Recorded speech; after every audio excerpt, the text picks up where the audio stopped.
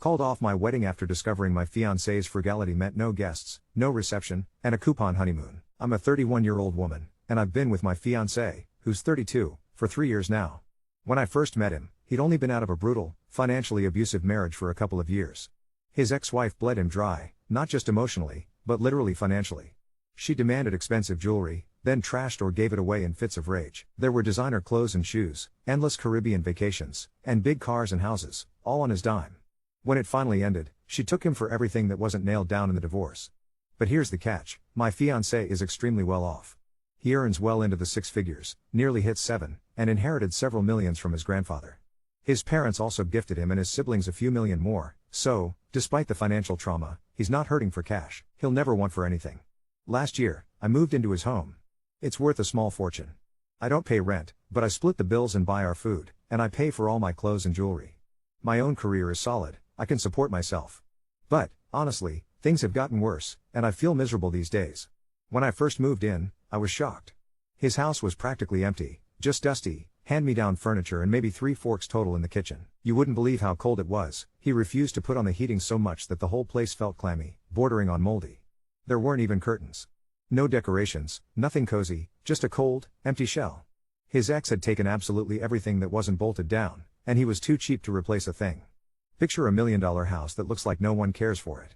I admit, I'm grateful to live there, it's beautiful, and I could never afford this on my own, but I never wanted to live in squalor, either.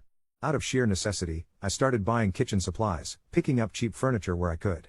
But it wasn't long before I was dipping into my savings nonstop, and nothing changed. I checked out curtains, ridiculously expensive for a place with so many windows. I realized I was bleeding money into a house that wasn't even mine, and he was content to let me do it. I confronted him and told him I needed some money from him to actually furnish his house. He blew up, accusing me of being with him just for his money. It hurt. I pointed to everything I'd already spent on his house, all the gifts, the trips I paid for, because he pays for nothing. He insists on paying for nothing, just to make sure I'm not a gold digger, while I'm spending my savings to make his life better. If we ever break up, I leave with nothing, the house isn't mine, and I've sunk all my money into it. He wants a prenup, and I'm fine with that, truly. But I can't shake the feeling that I'm the one being used. I'm jealous of his ex-wife. She got the royal treatment, a $10,000 white gold diamond engagement ring, a proposal on a luxury cruise, the works. My proposal? Rhodium-plated Swarovski, maybe $100. He proposed during a picnic in the park, which I had to organize, pay for, and cook for. Honestly, I almost said no out of pure disappointment. But I swallowed my feelings, afraid that saying anything would make me sound greedy. I don't want to be the one funding a millionaire's lifestyle. He's all smiles as long as I pay for everything, but if it's his wallet, suddenly it's frivolous or unnecessary. I know how to live frugally, hell, I grew up with nothing, but at least when I pay for my own lifestyle, there isn't a mountain of someone else's money looming over me, making me feel small and ashamed.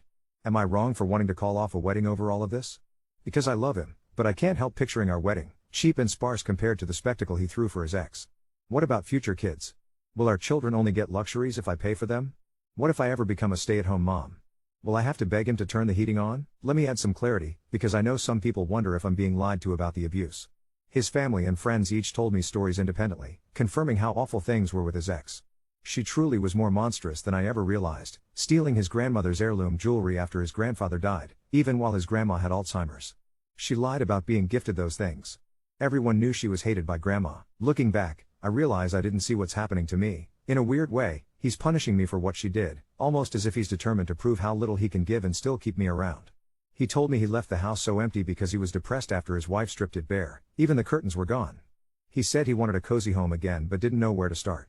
Just to be clear, his house is paid off, granddad's money, his utility bills are actually low, thanks to all the solar panels and insulation. It's almost funny how cheap it is to be rich. I never asked for designer things, I'm an IKEA girl, I love refurbishing secondhand stuff. I'm actually pretty thrifty.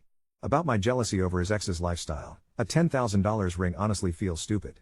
I don't want that, I'd be terrified of losing it every day. I don't need a flashy wedding, but for his ex, he did something. He put in effort because she wanted it. With me, it often feels like he's testing me, proving how little he can give me, making me feel like the bargain bin version. His vision for our wedding? Cheaper than my actually broke cousins. I almost feel like he enjoys showing me how little he can spend, like he gets a kick out of it. We're dangerously close to literally washing paper plates for the big day. I even suggested selling the mansion, downscaling to a house that fits us, especially because his ex picked this one, and it just feels strange living in a place I could never have bought. So many huge windows, don't get me started. But he flat out refused. He loves this house. I just feel intimidated by the whole thing. I haven't talked to him yet, but I need to put the wedding on pause and insist on counseling. I've realized I might be too much of a people pleaser, letting him control me with the ghost of his ex. I'm already looking into individual counseling, because I know I need to break this pattern. And, honestly, I've decided to separate from him for a while, just to clear my head and figure out what I truly want. Update 1. I hope this all makes sense because, honestly, I'm still reeling from everything that's happened. My world has been turned upside down, and lately I've been terribly confused, exhausted, and just not doing well. Everything changed so quickly, and it feels like a whirlwind crashed through my life. After everything that built up between us, I decided to take a drastic step that I don't think I'd have mustered up the courage to do on my own. I finally went to therapy. I took the whole day off just to try and quiet my racing mind. Therapy opened my eyes to a lot of things that I guess I always felt but never fully admitted. I am a massive people pleaser. I realized that somewhere along the line I took on the responsibility of saving him, like I could be the one to fix whatever was broken. Worst of all, I've let this poisonous little voice convince me that asking for even the most basic things, or wishing he'd spend some effort and money on me, means I'm a gold digger. I've internalized that idea so deeply, I practically flinch every time I want or need something. Now, I've started weekly sessions to work on myself. I have a long road ahead, but I am finally doing it for me. It struck me during all this, if any of my exes, and I mean any, ever treated me how he did, I would have walked away without a second thought. And yes, in those relationships, I made more money than they did, but I never felt like I had to prove I wasn't in it for something more. From the start with him, I got it into my head that because he was wealthy, I needed to prove myself worthy. That I had to show, relentlessly, that I wasn't after his money. It twisted our entire dynamic, and twisted me right along with it. When things reached their breaking point, I called one of his siblings whom I've grown close to. I just poured everything out to her, all my confusions and hurts. She wasn't surprised, she only seemed terribly sad about how unhappy he was making me. She revealed something I'd never truly realized. Since we started dating, he always believed I was out of his league. He couldn't get it into his head why I wanted to be with him, so of course he thought, it must be my money. She'd even talked to him before, trying to convince him to treat me better, especially after that awful proposal. She was furious when she told me about it. A lot of what she said confused and hurt me a bit. I almost wished she'd told me all this sooner, but she explained she'd thought it wasn't her place. She also described how she and her own husband managed their finances. She's the higher earner, and still, they found a way. It made me see how warped my relationship had become, the way our money, our value, our roles got tangled up under this weight. This conversation made me realize I needed to get out, at least for now, and actually put myself first for once. I packed a bag with my essentials. I haven't found a place yet, but I'm going to stay with my parents while I get my head and heart in order. I decided I needed at least 6 months apart, space to rebuild myself, and I made sure all my things were in the car, just in case. I honestly had no idea how the conversation would go. Then came the hardest part, telling him. I waited for him to get home, even though he was hours late, because I couldn't sleep another night with this heavy, painful lie pretending everything was fine. I sat down with my notes. I had written out what I needed to say because I was absolutely terrified. I've never been this nervous in my life, and I was dreading how it would wound him. I didn't know if he'd get angry, if he'd beg, if he'd just be cold. I opened up as best I could.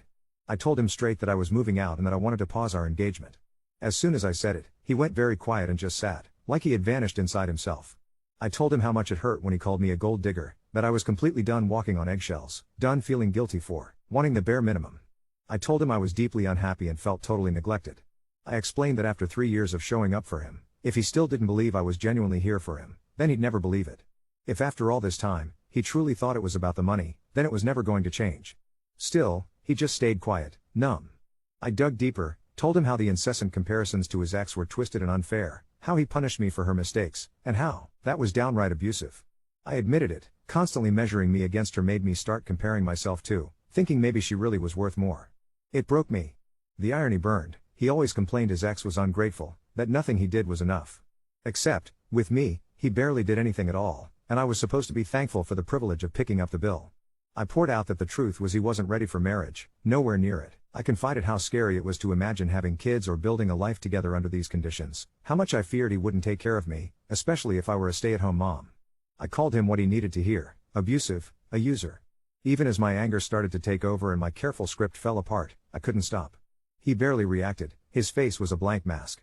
The silence was unbearable, so I just decided to leave. Only when I stood up did he finally break. He asked me, desperate, if I was just pausing the wedding or ending it for good. Did he still have a chance? Was this truly over? He wanted to know if he'd lost me forever, or if he could still fix it. I told him bluntly I needed out of this house, his ex's palace of sadness, and I just couldn't live there anymore. I said he needed therapy, especially for our finances, and we needed a real separation. If, and only if, he got individual counseling, I'd be open to couples therapy. But the separation, I needed it. He begged me not to leave, pleaded for another chance, but for once, I stood my ground. I just told him to think about it, then I left. That's when he finally broke down. He started crying. I hadn't seen real emotion from him in so long, but it hurt to watch. Later, sometime in the early hours of the morning, he sent me a long text. He was wrecked, couldn't sleep, promising me everything: therapy, selling his house, buying a smaller home, swearing he'd take care of me no matter what, make a real home together. He promised he'd help me decorate, make it ours, begged me to come home. But the truth is, it's not home to me now. Right now, I just feel empty and exhausted. I've been sleeping most of the day. There's this lingering guilt inside me, but also, if I'm being honest, a small sense of relief. I don't know if I even want to go back, even if he keeps all those promises. I honestly don't know. I'm deeply unsettled right now, and I just need time to process everything. Update 2. As soon as I left, I felt both terrified and free. I started searching for an apartment I could afford, and thankfully, my parents stepped in to help. I'm staying with them for now, saving up, and finally catching my breath. For the time being, things are over between us. I've cut off all contact, at least for now. During that first week, he transferred a large sum of money to my account, as if that would somehow fix everything, or prove something. That only made things worse. It just drove home the fact that he truly believed money was what kept me tethered to him. I calculated the value of the couch I left behind, deducted it, and sent every last penny back. After that, I asked him to have no further contact with me. To his credit, he's respected my wishes. I feel free. For the first time in so long, I don't feel guilty for having simple needs. Wanting to be taken out occasionally, wanting warmth in winter, basic things. The longer I spend away from him, the more clearly I see that what I went through was abuse. I have an autoimmunity problem, and I remember shivering in that cold house, my condition flaring up, yet he still insisted on keeping the heat down. He cared more about saving maybe $100 a year than about my health or comfort. Recently, I heard he finally put that miserable house, the Palace of Sadness, as I called it, on the market. I've seen the listings and, honestly, it makes me happy to know he's following through on some of the promises he'd made too late. I heard from his sister that he started therapy, and I truly hope he sticks with it. At least there's a glimmer of hope that he's working on himself. As for me, I'm building a life I can call my own. I'm even thinking about getting a puppy. If I ever did give him another shot, it would have to be a completely fresh start, no picking up where we left off. For now, I just want to focus on myself, take it slow, and maybe even try dating again, this time, on my own terms. Update 3. He is so far in my rearview mirror now that I truly don't care what he's doing anymore. Looking back, it's honestly shocking how much worse things got with him over time. At some point, I realized he actually seemed to enjoy watching me spiral as my savings dwindled and his own pile of money grew steadily higher. The more he had, the more control he had over me, and he knew it. He eventually sold the house. That's the last real update I have. He and his sister are no longer on speaking terms, which is a story in and of itself. The irony isn't lost on me. Her new social media profile picture is one with me in it. And I can't help but find that pretty funny, under the circumstances. As far as I know, he's still single. Meanwhile, I am absolutely, madly in love with my partner. Both of us have landed major promotions at work. We're not multimillionaires and probably never will be. We don't have the generational wealth he lords over everyone, but our home is warm and, most importantly, furnished. We plan spontaneous trips, we go out on dates, and our money is pooled in a way that feels fair and loving. My life now feels wealthy, not in the material sense, but in the love and care that fills every day. While he hoards his money and continues to live in squalor, I live in abundance of the things that truly matter. I've never told anyone this next part because I feared being recognized, and honestly, I was also terrified of even more judgment because I witnessed so much abuse and did far too little. He has children with his ex. Those kids are being abused, they sleep on broken beds, get the cheapest toys, and the only holidays are cut-rate, soulless trips. He never does anything fun with them, they live in the same cold, moldy house. The truth is, I was often paying for their toys, their trips, their moments of joy. I fought with him over those kids so many times. I stayed a lot longer than I should have, partly for their sake. They were such grateful, sweet kids. Seeing the way he was with the kids made me question so many stories he told about his ex. She is an amazing mom, and it breaks my heart knowing she's forced to leave her children, even if just for weekends, with that man. He only ever played the weekend warrior dad but gave nothing of himself. Now that I've admitted all of this, I feel that old, creeping weirdness about why I stayed as long as I did. I saw the abuse happening to those children, I recognized it in them, but somehow, I never saw it in myself. My only real wish now is that he stayed in therapy. I hope for their sake, those wonderful kids, that he's better now. I hope they're okay, wherever they are. Update 4. First off, that whole experience was just so bizarre. There I was, going through the motions at work, listening to stories to break up the monotony, And suddenly I thought, wow, this sounds almost exactly like wait, hold up. I was stunned, especially because the story even included that confession buried 12 comments deep about just how incredible the lovemaking is with my partner. I couldn't help but blush. I felt so exposed, but also saved at the same time. I turned to that outlet because I needed something to tell me what I was feeling wasn't normal. I genuinely never realized how deeply my story resonated with others until I heard it reflected back to me. Listening, I could hear just how chaotic I sounded, how much I convinced myself he wasn't abusive, when all along I was just so desperately unhappy. I remember now how cold and alone I felt. It's confronting to relive that up close, to see how far I've really come. But once I took that leap, everything changed. Friends and coworkers came out of the woodwork to tell me how brave I was, how proud they were of me. I don't see that relationship or its end as a failure anymore, not even close. It stands as one of my greatest triumphs. It always looks simple in hindsight. Just leave, move on, things get better, right? But gods, it's not easy. It's not easy at all.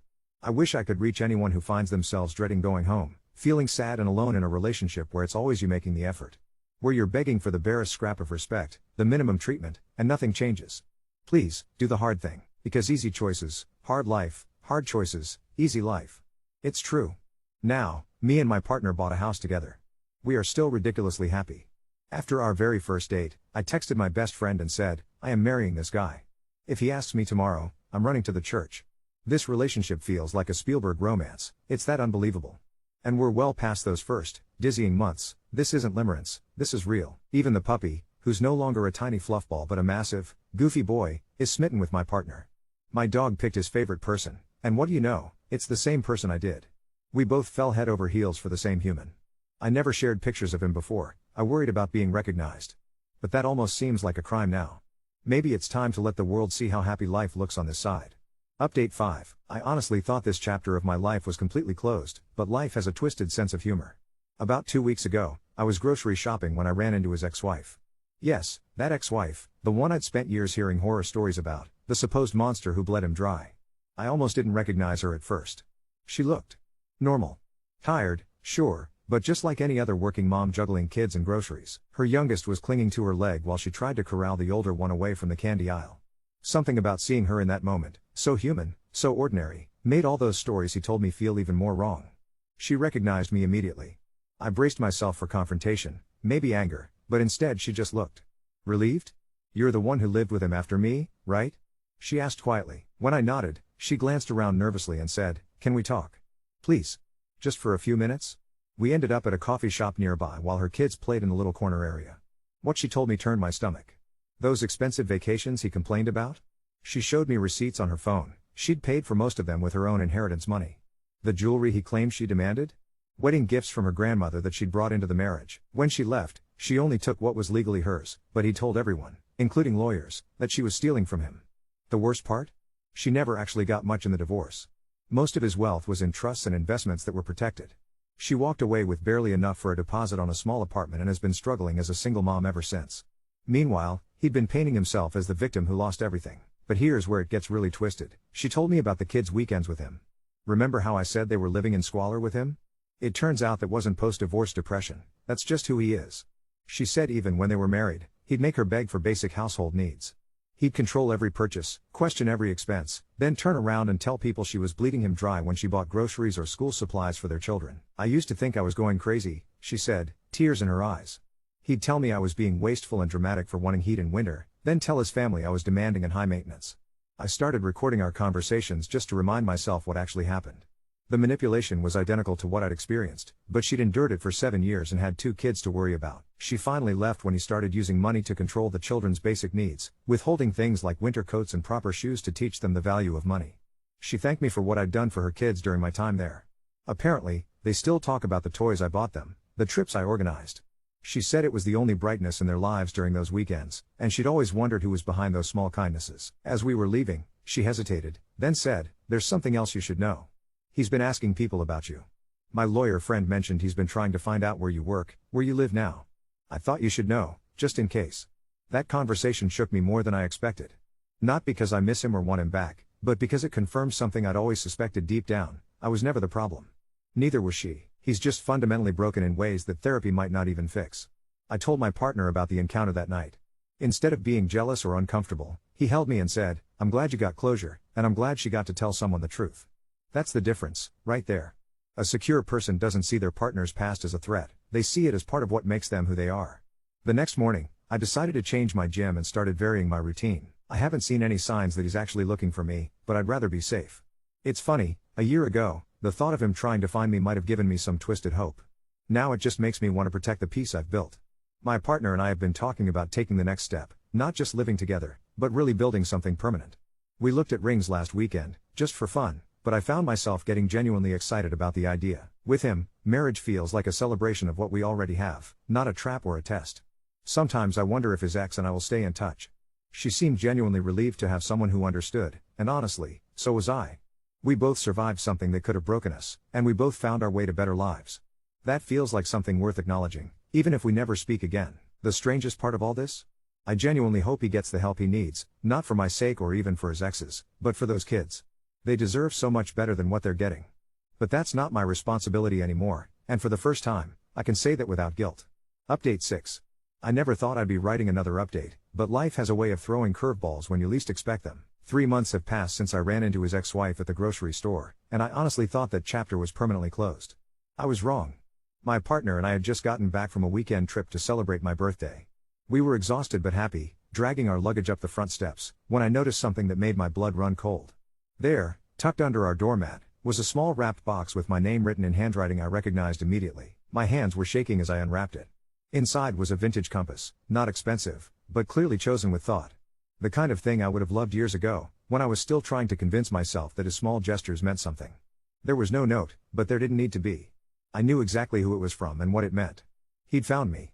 My partner saw my face and immediately knew something was wrong. When I showed him the compass, his jaw tightened in a way I'd never seen before. "How did he get our address?" he asked, and honestly, I had no idea. We'd been so careful. That night, I called his ex-wife. I still had her number from our coffee shop encounter, and something told me she needed to know about this too. When I told her about the compass, there was a long silence before she said, "He did the same thing to me. Right before I filed for divorce, he started leaving little gifts. I thought it meant he was changing, that he finally understood how much he'd hurt me." "What happened?" I asked, though I was dreading the answer. "It escalated. First gifts, then letters, then showing up at my work. He told everyone he was trying to win me back, painted himself as the romantic husband fighting for his marriage. But the letters." She paused. "They weren't love letters. They were detailed accounts of everything I'd supposedly done wrong, how I'd ruined his life, how I owed him another chance. When I didn't respond, they got angry. My stomach dropped. Did he ever threaten you?" "Not directly. But he'd write things like, 'I know you're reading this and you can't hide from the truth forever.' He somehow knew things about my daily routine that he shouldn't have known. Where I got coffee, what time I left for work, which route I took to drop the kids at school. I felt sick. The compass suddenly felt less like a romantic gesture and more like a message, 'I know where you are.' The next morning, I found another gift. This time it was a small succulent in a terracotta pot, sitting on my car windshield in the office parking lot. The plant itself was sweet, the kind of thing the old me would have posted on social media with heart emojis. But now it felt sinister. He knew where I worked. He knew what car I drove. I called in sick and went home to find my partner already researching security systems. "We're installing cameras," he said without preamble. "And I'm working from home until we figure this out." That's when I made a decision that surprised even me. I called him. His voice when he answered was so familiar it made my chest ache for just a moment, until I remembered why I was calling. "I got your gifts," I said without any greeting. "Did you like them?" His voice sounded almost hopeful, like we were old friends catching up. "I need you to stop. Whatever this is, it needs to stop right now." There was a pause, and when he spoke again, his tone had shifted completely. "I just wanted to talk to you. To explain things. You never gave me a real chance to fix what I broke. I gave you 3 years," I said, surprised by how steady my voice sounded. "And I don't owe you anything else, but you're with him now," and there was something in the way he said him that made my skin crawl. "You moved on so fast. Like I meant nothing to you." The accusation was so absurd I almost laughed. "You think I moved on fast? I was miserable for months after I left. I went to therapy. I rebuilt my entire sense of self-worth. That's not moving on fast, that's surviving what you did to me." "What I did?" His voice got sharper. "I loved you. I gave you everything. You gave me nothing," I said, and I meant it. "You made me pay for your ex-wife's imaginary crimes. You let me freeze in your house while you hoarded money like a dragon. You made me feel crazy for wanting basic human decency." The line went quiet for so long I thought he'd hung up. "Then, she got to you, didn't she? My ex. I know you talked to her." My blood went cold. "How do you know that?" I know a lot of things. I know you're playing house with some guy who'll never be able to give you what I could. I know you're pretending to be happy, but you're not. You can't be. Not without me. I hung up and immediately called the police. The officer who took my report was kind but realistic. The gifts weren't technically threatening, and the phone call, while unsettling, wasn't illegal. But document everything, she told me. Take photos, save voicemails, keep a log of every contact. If it escalates, we'll have evidence. It escalated. The next gift appeared 2 days later, a framed photo of us from our first year together, back when I still thought I could save him. Someone had used a red marker to draw a heart around my face and cross out my partner, who wasn't even in the photo. Written on the back in that same handwriting was, "This is who you really are." That's when my partner made a call that surprised me. He contacted his ex-wife's lawyer, the one she'd mentioned knew about my ex's behavior. Turns out, this wasn't the first time he'd done this. There had been another woman between his ex-wife and me, someone who'd dated him for about 6 months and ended it when his controlling behavior became unbearable. She'd also received gifts, calls, and increasingly disturbing messages when she tried to move on.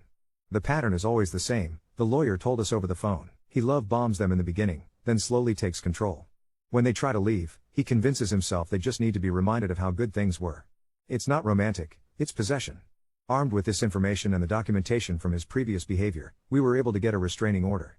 The judge granted it immediately, especially after his ex-wife testified about her own experiences.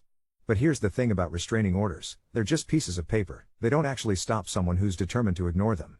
Yesterday, I came home to find my partner standing in our living room, facing the front door with his phone in his hand. "Don't turn around," he said quietly. "Just keep walking to the kitchen." My heart hammered as I followed his instruction, but I could see the reflection in our kitchen window. There, sitting in a car across the street, was a figure I recognized even from a distance. He'd been there for who knows how long, just watching our house. My partner had already called the police, and they arrived within minutes. By the time they got there, the car was gone, but our security cameras had caught everything. License plate, clear shot of his face, timestamp showing he'd been there for over an hour. He was arrested this morning for violating the restraining order. I should feel relieved, but instead I just feel drained. This man who I once loved, who I tried so hard to help and understand, has become someone I barely recognize. Or maybe this is who he always was, and I was just too deep in the manipulation to see it. His ex-wife texted me this morning, "I'm sorry you're going through this, but I'm grateful you're not going through it alone. Having someone who believes you makes all the difference." She's right. My partner has been incredible through all of this, protective without being controlling, supportive without making it about him. The difference between how he's handling this crisis and how my ex handled every minor inconvenience is stark. Tonight, we're staying at his parents' house, just to be safe while everything gets sorted legally. Our dog seems to sense the tension and hasn't left my side all day.